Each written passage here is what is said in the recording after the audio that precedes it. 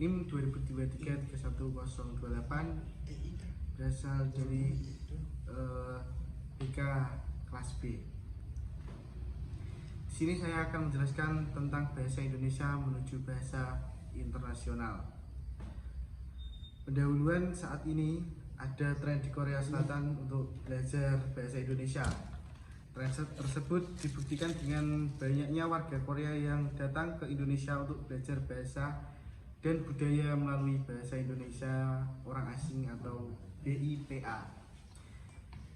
Di berbagai universitas di Indonesia, 3 universitas di Korea telah membuka jurusan bahasa Melayu Indonesia. Selain itu, Korea Selatan tidak mampu mempengaruhi kebutuhan masyarakat yang ingin belajar di Indonesia. Terdapat beberapa lembaga swasta yang menawarkan kelas bahasa Indonesia kepada warga Korea, khususnya di ibu kota Seoul. Tren ini bisa dibilang baru, karena ketika saya kuliah di luar negeri di jurusan studi Melayu di Indonesia Korea University of Foreign Students pada tahun ke-11, belum ada lembaga yang mengajarkan bahwa Indonesia saat ini terdapat lebih dari 10 lembaga pendidikan swasta yang mengajarkan bahwa Indonesia melalui internet dalam waktu singkat. Selanjutnya kita memasuki pembahasan pengaruh bahasa daerah.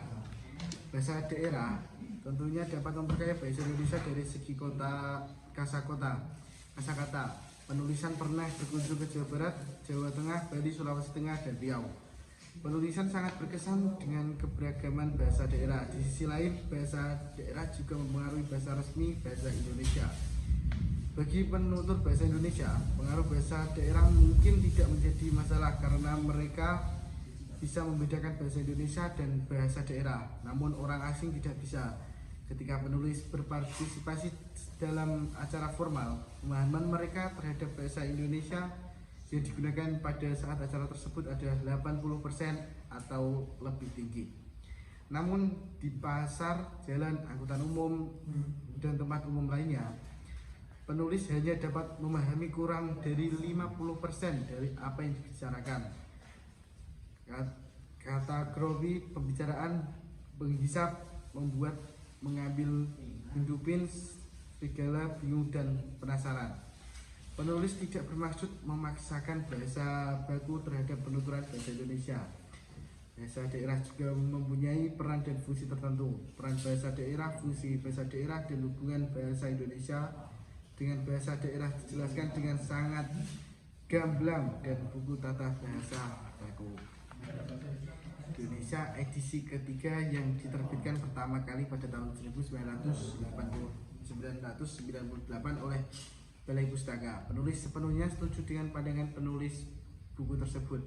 Namun tidak dapat dipungkiri bahwa orang asing yang hanya mempelajari bahasa Indonesia sekedar akan memiliki pemahaman yang sangat terbatas semasa hidupnya dan tidak etis jika meninggalkan lingkungan akademis. Oleh karena itu, perlu dimasukkannya bahasa lisan ke dalam kurikulum pembahasan bahasa Indonesia bagi orang asing.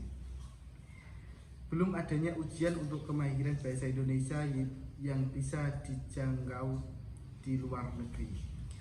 Saat ini belum tersedia tes untuk menguji kemampuan bahasa Indonesia Anda di luar negeri dengan harga terjangkau. Di Korea Selatan, HUFS merupakan lembaga yang menguji kemampuan bahasa Indonesia dan merupakan otoritas atau lembaga bahasa Indonesia. Fakultas studi di luar negeri adalah universitas yang mengkhususkan diri dalam penelitian ilmu-ilmu luar negeri. Universitas ini memiliki banyak jurusan bahasa asing. Artinya, kita bisa mengajarkan hampir semua bahasa di dunia untuk menerima gelar universitas. Siswa harus lulus ujian bahasa asing atau FLEG. Soal FLEG tersedia di setiap bahasa Indonesia, setiap bahasa, termasuk bagian bahasa Indonesia. Awalnya tes ini hanya diperuntukkan bagi mahasiswa universitas bahasa asing yang hendak lulus. Namun seiring berjalannya waktu, tes ini mulai digunakan untuk masyarakat Korea yang ingin menguji kemampuan berbahasa Indonesianya dan digunakan oleh perusahaan resmi dan pemerintah Korea. Amerika Serikat atau Deutsch TOEFL, dan Jerman Good Certification atau Cina HKS, dan Jepang JLPT, Korea Selatan atau TOPIK, dan banyak negara lain yang memiliki tes khusus. Pihak berwenang akan melakukan tubuh bahasa. Ujian ini juga dapat diambil di luar negeri. Di bawah ini penulisan sebagai penutur asing bahasa Indonesia menyerahkan hal-hal berikut. A. Menaat asaskan kaidah tata bahasa. Pertama-tama, upaya untuk menyempurnakan hasil-hasil yang sudah ada seperti buku, tata bahasa, baku, dan Retina Bahasa Indonesia 1-3. Sangatlah penting. Tata Bahasa Indonesia Baku edisi ketiga terbit pertama kali pada tahun 1998 dan kita masih menunggu edisi keempatnya. Sementara itu buku Lentera India 1-3 yang pertama kali diterbitkan oleh Tim Pusat Bahasa atau BIPA pada tahun 2008 masih menunggu edisi baru. Penting untuk melacak perkembangan bahasa dan terus memperbarui buku-buku yang ada. Selanjutnya, buatlah tabel yang menunjukkan penggunaan imbuhan jika ada lembaga yang menerbitkan kamus penggunaan imbuhan menurut adat istiadat Indonesia. Maka orang asing tidak akan kebingungan dalam penggunaan imbuhan. Ketiga, kita membuat software yang dapat mengoreksi penulisan secara otomatis secara terlibat pada gambar. Satu, perangkat lunak verifikasi tulisan tangan dikembangkan oleh perusahaan swasta AILAB dan Nara Inventors. Penggunaan perangkat lunak ini gratis untuk keperluan pribadi dan penelitian.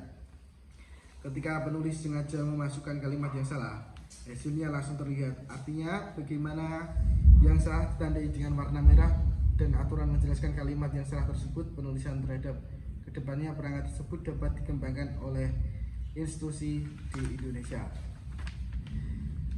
Yang kedua adalah membuat korpus bahasa Indonesia. Korpus merupakan alat dapat penggunaan kosakata.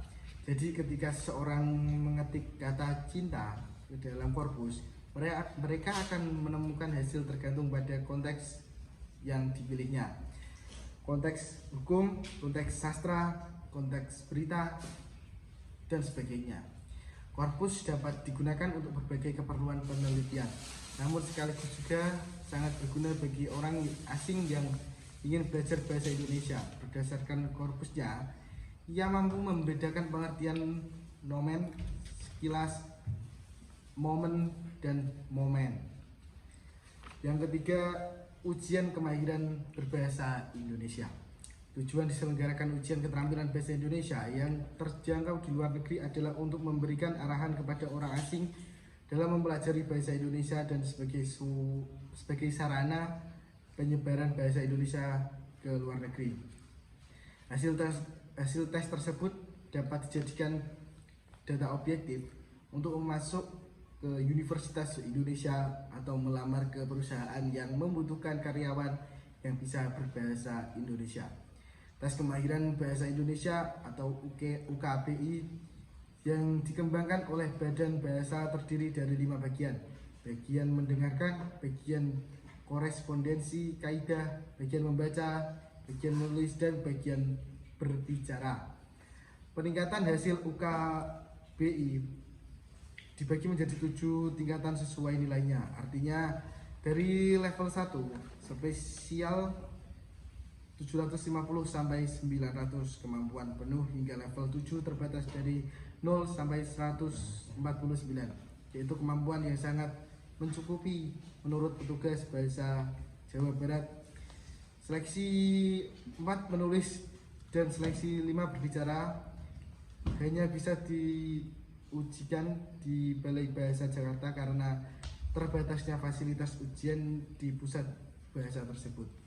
Kalau UKBI sudah ada, kenapa tidak tersebar ke luar negeri? Saat ini Indonesia telah membuka 95 kedaulatan dan 31 konsulat di luar negeri. Berdasarkan informasi di website Kementerian Luar Negeri Republik Indonesia yang dilakukan Oleh karena itu, jika pemerintah Indonesia menawarkan ujian di kedaulatan atau konsulat, maka sekitar 100 negara di luar negeri bisa mengikuti ujian tersebut. Langkah selanjutnya adalah menyelenggarakan ujian tersebut bersama universitas luar negeri yang telah mendirikan jurusan bahasa Indonesia agar lebih banyak masyarakat yang dapat dengan mudah mengikuti ujian tersebut. Kesimpulan daripada pembahasan saya tadi yaitu saat ini terdapat upaya penyebaran bahasa Indonesia di luar negeri, namun masih terbilang kecil dibandingkan upaya penguatan bahasa Indonesia. Belakangan ini seiring berkembangnya perekonomian Indonesia, berbahasa Indonesia di luar negeri kini mulai menjadi tren, termasuk di Korea Selatan, sehingga pemerintah Indonesia dan perguruan tinggi di Indonesia makin memberikan perhatian terhadap promo bahasa Indonesia di luar negeri. Faktanya bahasa Indonesia relatif mudah dipelajari oleh orang-orang asing karena karakteristik bahasanya.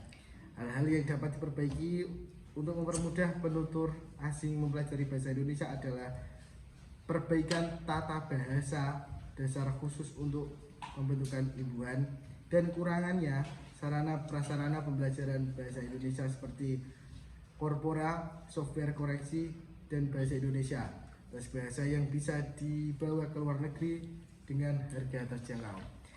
Sekian dari saya, apabila ada kesalahan kata mohon maaf. Assalamualaikum warahmatullahi wabarakatuh.